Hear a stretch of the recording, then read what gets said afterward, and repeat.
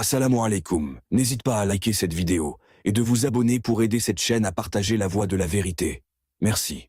Yonent bi sallallahu alayhi wa sallam dafa am bés mu mer lool. Lan moo war a merloo yonent bi alayhi salaatu wasalaam? Dafa am soxna suñuy wax Fatimatu al-Maxzumiya. Fatima moomu nag dafa sàccoon benn collier.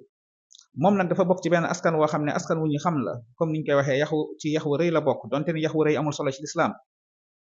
Ba soxna si defee jëf ju ñaaw jooju ñu war a teg ci kawam ay daan waa Quraysh daal di tàmbale di waxtaan seen biir gise di xool naka la ñuy def ba soxna si duñ teg ci kawam benn daan ndax kat dafa bokk ci askan woo xam ne askan wu ñu xam la. ñu ne kon kan la ñuy yebal ci yenent bi mu daal di dem ci yenent bi waxtaan ak moom nekk suñu intermédiaire ba tax duñu teg ci kaw soxna si daan yi ñu war a teg ci kawam. ñu ne ñun daal kenn lañ xalaat moo war a mun a waxtaan ak yenent bi ba mbir moomu du am mooy Usaama ibnu Zayd ndax Usaama yenent bi ni mu bëggee woon baayam noonu la ko bëggee kooku rek moo mën a wax ak yenent bi ba tax yenent bi bañ a teg ay daan ci kaw soxna si. ndeysaan ñi waxtaan ak Usaama daal di dem ci yenent bi ba Usaama yeggee ci yenent bi daal di koy wax mbir mi nga xam ne moom la waa Quraysh sàkku ci moom. ndeysaan yenent bi daal di jóg mer woote mbooloo mi daal di ñëw ndeysaan yenent bi gëdd Usaama ne ko atukallimuni fi haddin min hududillah ndax lu yàlla tëral atte ko ci loolu nga may ñaan dima ci tinu yow Usaama.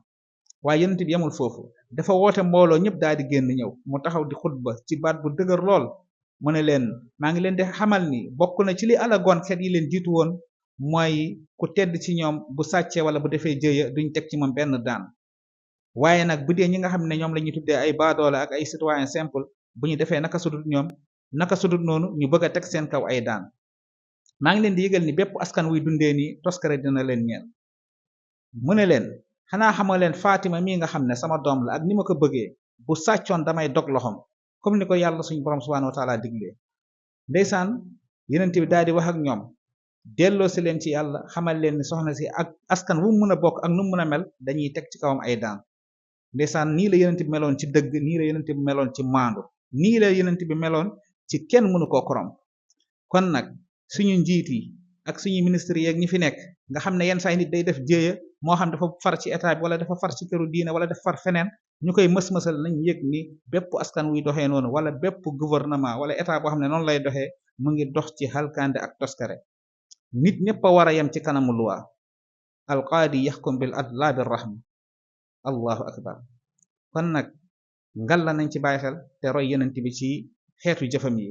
suñu yaa Aysa nee na soxna soosu ndeysaan ginnaaw ba yenent bi dogalee ci moom àtte mujjee naa tuub gu sell gu rafet ndeysaan mujjee nekk jigéen ju gëm yàlla ragal yàlla làkk ragal yàlla goo xam ne foo ko natt rek weesu na. bàyyi ci xel wasalaamu aleykum wa rahmatullah.